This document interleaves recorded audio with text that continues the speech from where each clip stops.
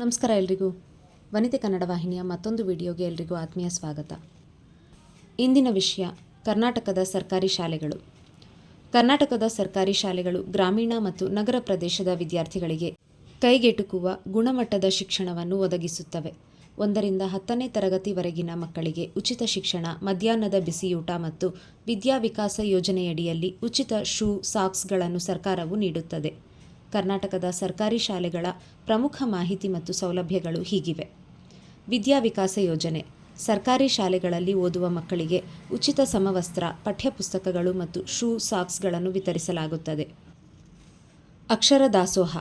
ಮಧ್ಯಾಹ್ನ ಬಿಸಿಯೂಟ ಯೋಜನೆಯ ಮೂಲಕ ಮಕ್ಕಳಿಗೆ ಪೌಷ್ಟಿಕಾಂಶದ ಆಹಾರ ಒದಗಿಸಲಾಗುತ್ತದೆ. ಆಧುನಿಕ ಸೌಲಭ್ಯಗಳು. ಅನೇಕ ಶಾಲೆಗಳಲ್ಲಿ ಡಿಜಿಟಲ್ ಕಲಿಕೆ, ಸ್ಮಾರ್ಟ್ ತರಗತಿಗಳು ಮತ್ತು ಗ್ರಂಥಾಲಯಗಳನ್ನು ಅಳವಡಿಸಲಾಗಿದೆ. ಅರ್ಹತೆ ಮತ್ತು ಪ್ರವೇಶ. ಎಲ್ಲ ಜಾತಿ ಮತ್ತು ವರ್ಗದ ಮಕ್ಕಳಿಗೆ ಉಚಿತ ಪ್ರವೇಶವಿರುತ್ತದೆ. RTE ಅಡಿಯಲ್ಲಿಯೂ ಖಾಸಗಿ ಶಾಲೆಗಳಲ್ಲಿ ಸೀಟುಗಳನ್ನು ಪಡೆಯಬಹುದು. ಹಾಗೆ ಈ ದಿನ ಕೊಡೇರಿಯ ಸರ್ಕಾರಿ ಹಿರಿಯ ಪ್ರಾಥಮಿಕ ಶಾಲೆಯಲ್ಲಿ ನಡೆದ ನಾಡಗೀತೆ ಗಾಯನ ಸ್ಪರ್ಧೆ ಮತ್ತು ಚಿತ್ರ ನೋಡಿ ಕನ್ನಡ ಕಲಿ ಸ್ಪರ್ಧೆಯ ನುಡಿ ಕನ್ನಡ 2026ರ ದೃಶ್ಯಾವಳಿ ನೀವು ನೋಡ್ತಿರುವಂಥದ್ದು. ನಾನು ಓದಿದ ಸ್ಕೂಲ್ ಟೀಚರ್ ಶ್ರೀಯುತ ದೇವಿಕಾ ಮ್ಯಾಮ್ ಈಗ ಈ ಶಾಲೆಯಲ್ಲಿ ಶಿಕ್ಷಕರಾಗಿ ಕಾರ್ಯನಿರ್ವಹಿಸ್ತಿದ್ದಾರೆ.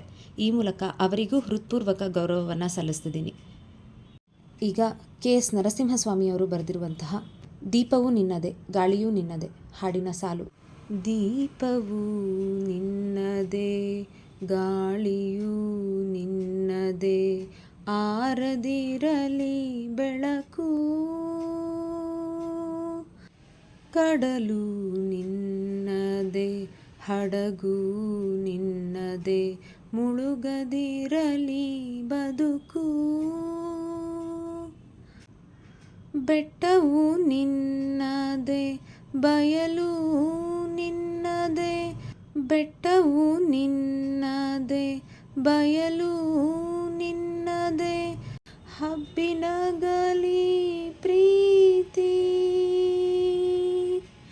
ನೆರಳು ಬಿಸಿಲು ಎಲ್ಲವೂ ನಿನ್ನವೇ, ನೆರಳು ಬಿಸಿಲು ಎಲ್ಲವೂ ನಿನ್ನವೇ, ಇರಲಿಯೇ ಕರೀತಿ.